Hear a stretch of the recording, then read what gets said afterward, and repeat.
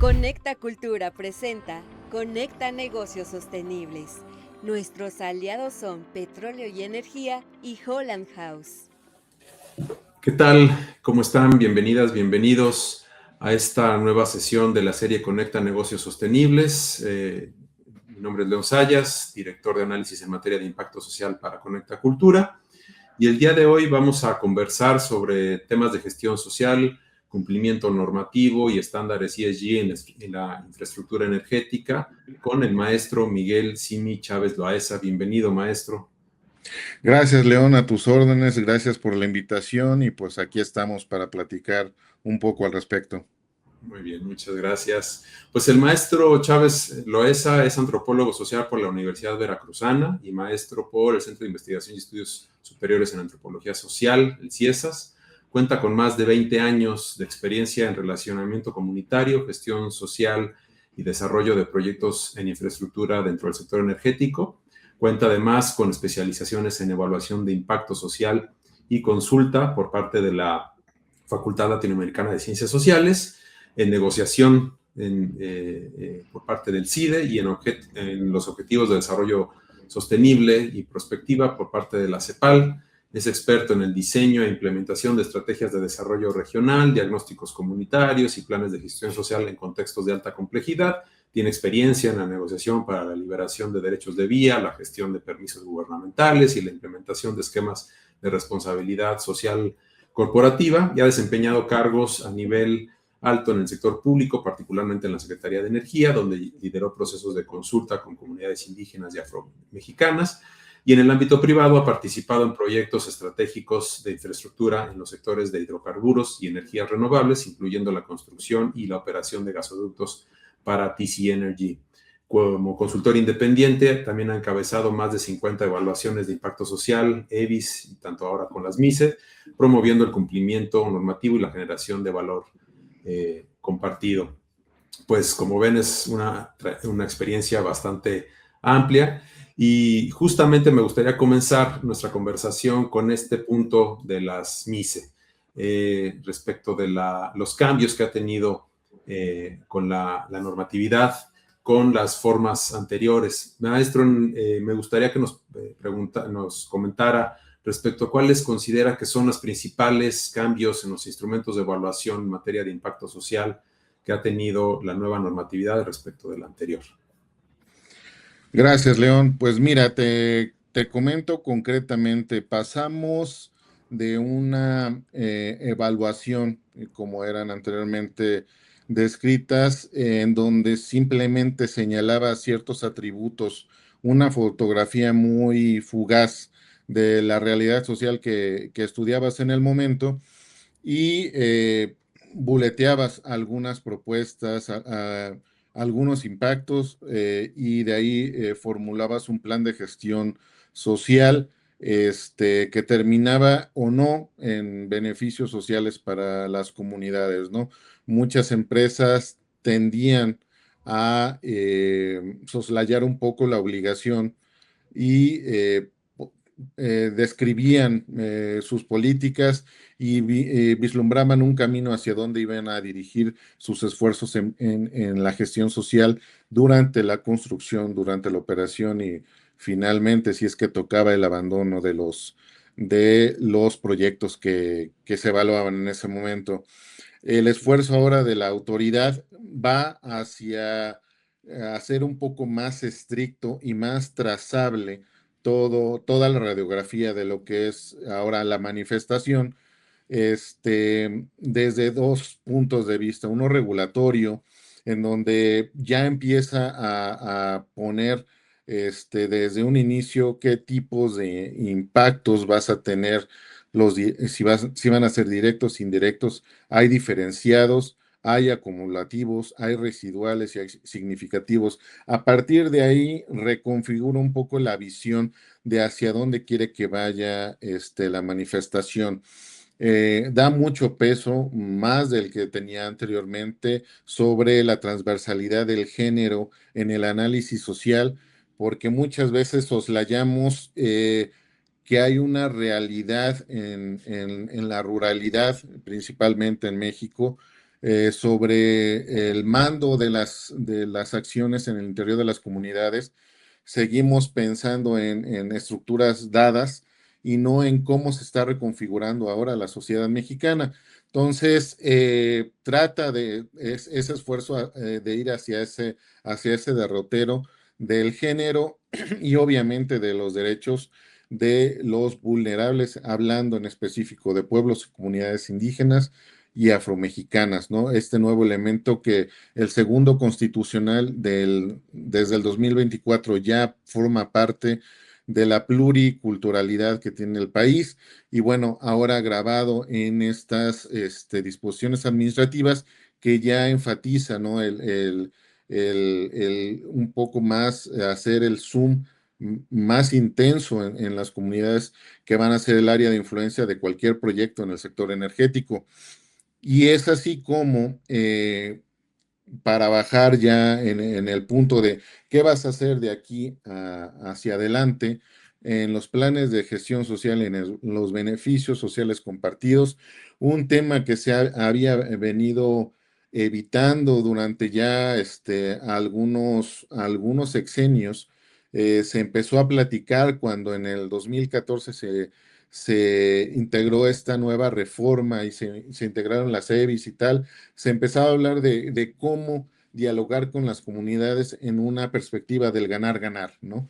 Y que realmente hubiera beneficios tangibles, reales, medibles, y que, pues bueno, no solo fueran unas cartas a Santa Claus o las maquilladas de responsabilidad social corporativa que usualmente se daban o se dan en el ámbito empresarial, pero que en la realidad de forma tangible no había elementos para mostrar, ¿no?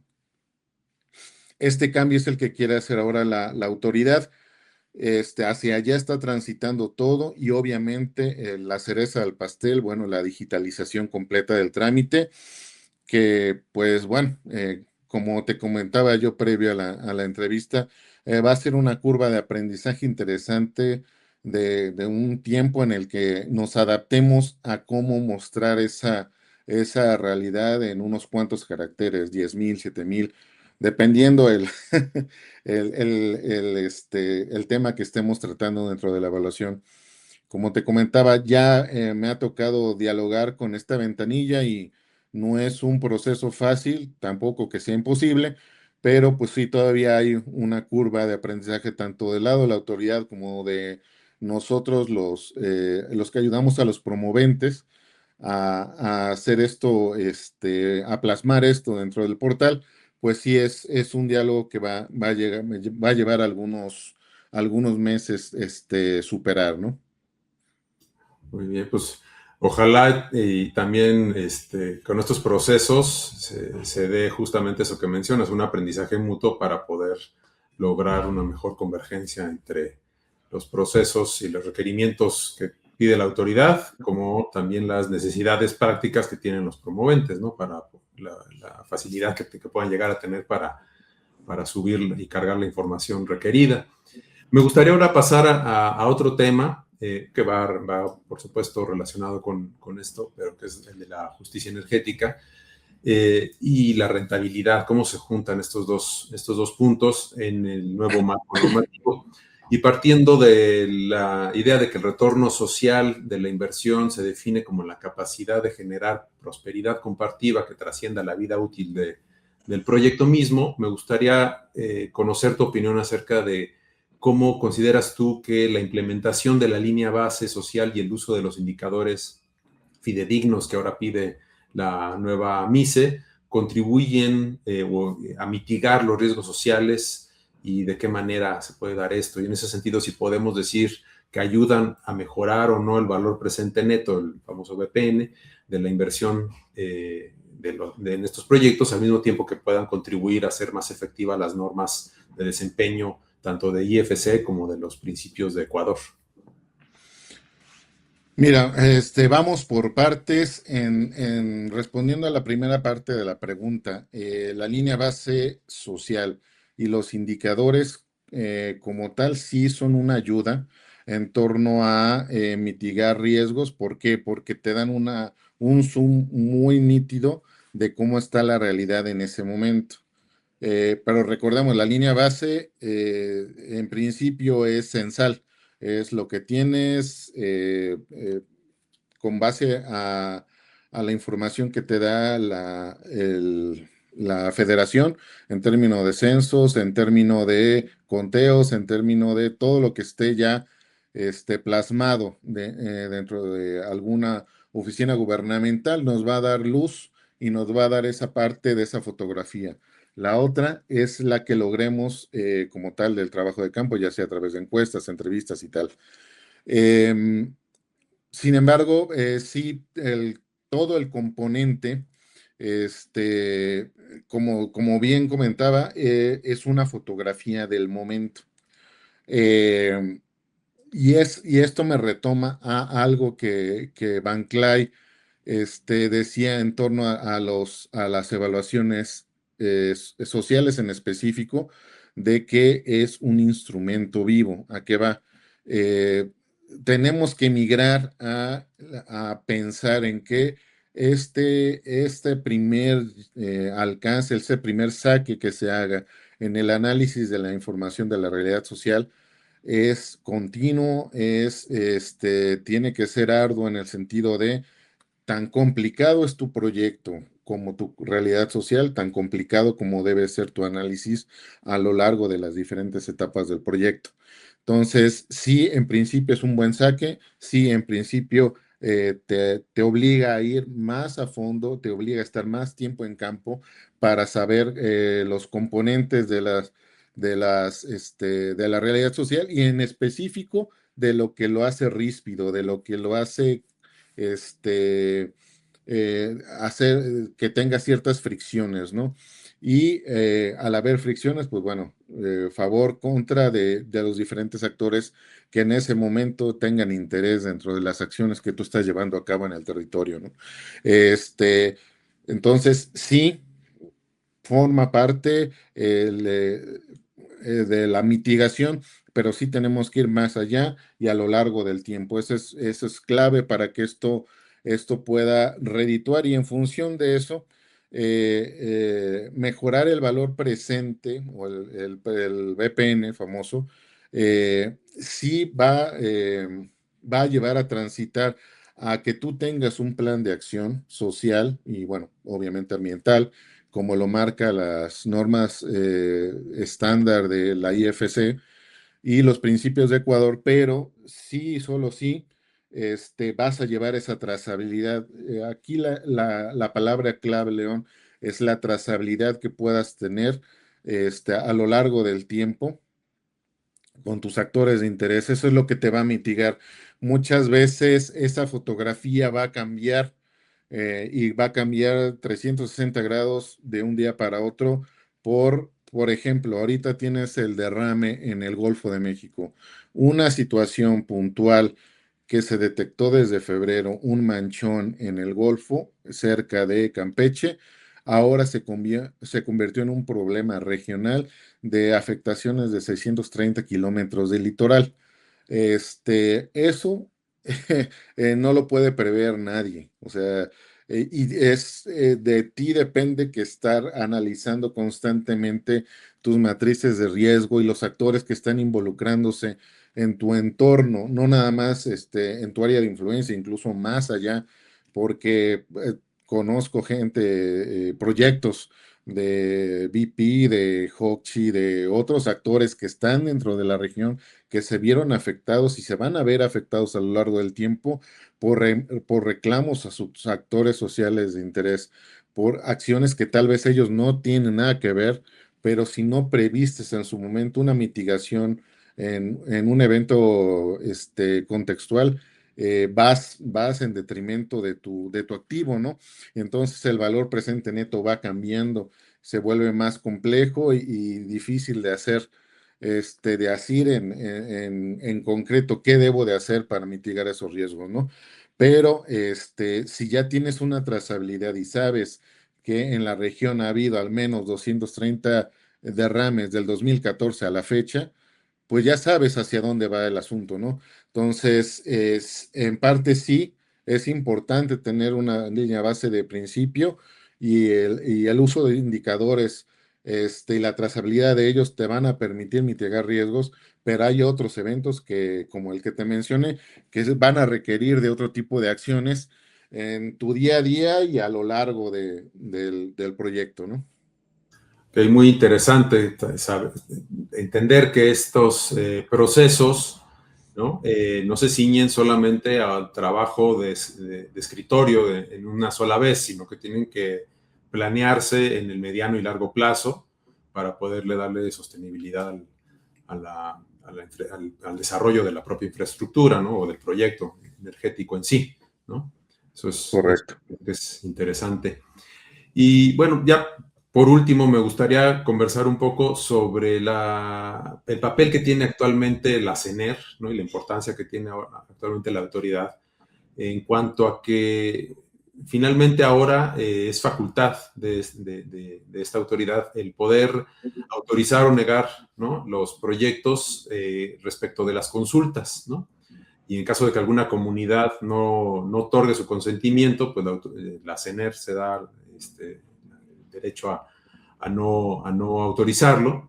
Y, bueno, ya lo dice explícitamente la normatividad, y me gustaría que en ese sentido nos comentaras, pues, para los desarrolladores de los proyectos, qué estrategias deben de considerar los promoventes para poder abordar de manera efectiva la consulta, y también la parte de la gestión social, cómo pueden asegurarse, ¿no? Que el proceso de diálogo con las comunidades pueda ser, pues, realmente genuino, y puedan encontrar, pues, áreas de confluencia dentro de los intereses que puedan llegar a tener los desarrolladores de los proyectos como las propias comunidades, ¿no?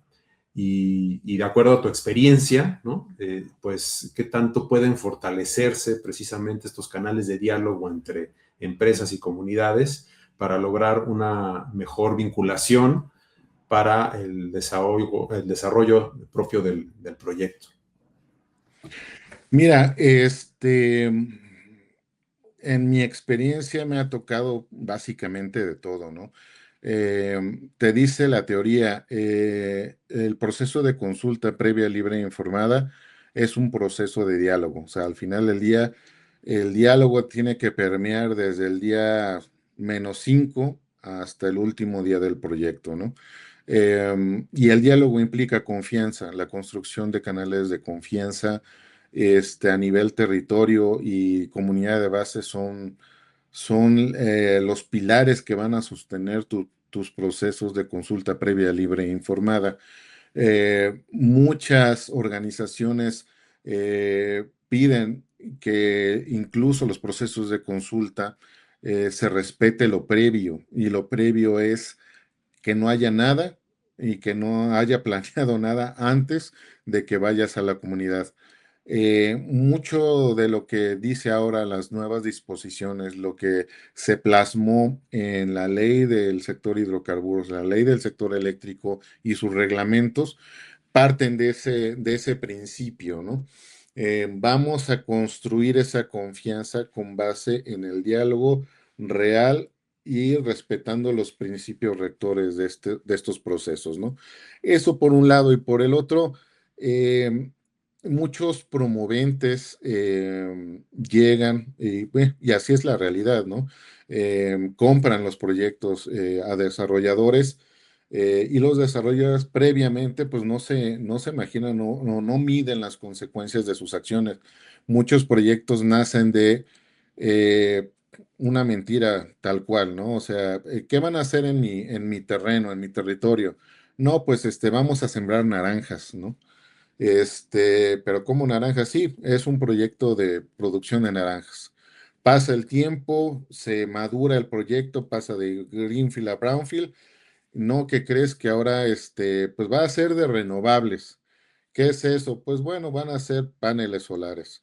Y de ahí empieza una serie de malos entendidos que bien se pudieron haber librado, hablando lo que es tan tan fácil y tan complicado como es un proyecto de tal envergadura, más o menos va a llevar tanto, este es un panel solar, de eso se trata y tal. Pero pues bueno, muchas veces así se da el aprendizaje para bien y para mal. En otros casos, muchas veces tenemos, porque he estado del lado del promovente, del lado de la empresa, a los sistemas normativos internos. Es que cómo, no entiendo por qué ellos por qué lo hacen diferente, por qué esto, por qué el otro, ¿no? Y tenemos miedo a fijar una postura en torno a eso, ¿no? Entonces, lo principal es poner las cartas sobre la mesa y decir, yo soy esto y tú eres aquello. Y en función de eso, vamos a empezar a construir. No siempre va a haber una tabula rasa, siempre vamos a tener una relación desigual en el entendimiento de un pueblo, una comunidad indígena y una empresa, ¿no?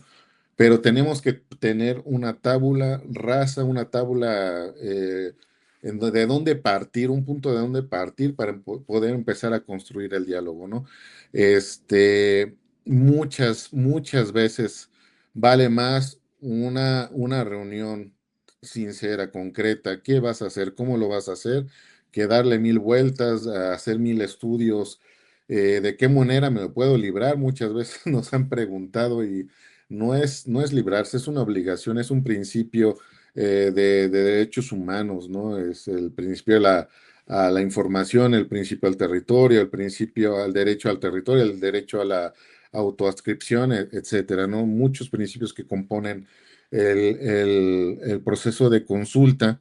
Es un principio llave porque abre muchos derechos a los pueblos y comunidades indígenas y ahora que ya está plasmado, que ya está descrito en el segundo constitucional de la A a la Z, no hay vuelta atrás. Ya hay un catálogo de pueblos y comunidades indígenas del INPI a partir de la autoadscripción y en función de eso, pues ya las reglas del juego están dadas. Antes nos preguntábamos, bueno, ¿hasta dónde llegan los límites del pueblo tal? ¿Hasta dónde llega la comunidad tal? Ahora ya todo está un poco más concreto, ¿no? Y donde no, pues tenemos que ir a territorio y tenemos que sentarnos con las autoridades y tenemos que empezar a dialogar y entender al otro. Esa es la base fundamental para fortalecer esos canales de diálogo. Ponerme siempre en los zapatos del otro me va a ayudar a entender dónde está parado, quién es en el mundo y hacia dónde va. Entendiendo esos tres principios, creo que podemos tender canales básicos de comunicación y obviamente pues siendo honestos hacia las acciones que queremos realizar, ¿no? Muy interesante lo que nos comentas, Miguel. A mí me gusta pensar en estos escenarios como mapas donde están jugando distintos actores y donde todos ellos son racionales y juegan de acuerdo a la información que tienen, ¿no? Entonces, si uno oculta o omite información relevante, en un futuro esta puede ser pues utilizada en favor del otro jugador, ¿no? Sí, claro. Como cuando uno está jugando alguna competencia y uno omite informar ciertas cuestiones al árbitro, pues el otro equipo en algún momento las va a sacar, ¿no? Y entonces esto puede considerarse pues para una tarjeta, ¿no? O Sí, algún claro.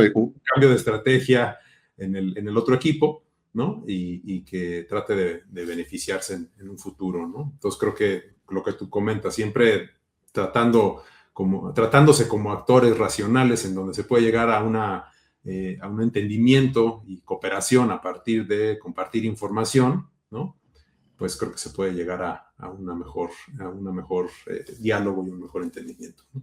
Pues De Miguel, acuerdo. muchas gracias. Te agradezco esta conversación, te agradezco tu participación en estos diálogos de Conecta Sostenible para poder abordar estos temas de altísima importancia que tienen que ver con el relacionamiento comunitario y con la gestión social en beneficio pues, del desarrollo del país, porque finalmente pues, se trata de que estos proyectos energéticos puedan desarrollarse y puedan operar, pero también en beneficio de la sociedad, ¿no? Y de la economía en su conjunto, pero también de la sociedad. Pues muchas gracias nuevamente, Miguel. Muchas gracias también a Petróleo y Energía y a Holland House México por facilitarnos a Conecta Cultura la realización de estos diálogos. Y pues invitarles a todas y a todos a que nos sigan semanalmente con estas charlas. Miguel, hasta luego. Muchas gracias a todos y a todos. Nos vemos la siguiente semana. Gracias. Conecta Cultura presenta Conecta Negocios Sostenibles. Nuestros aliados son Petróleo y Energía y Holland House.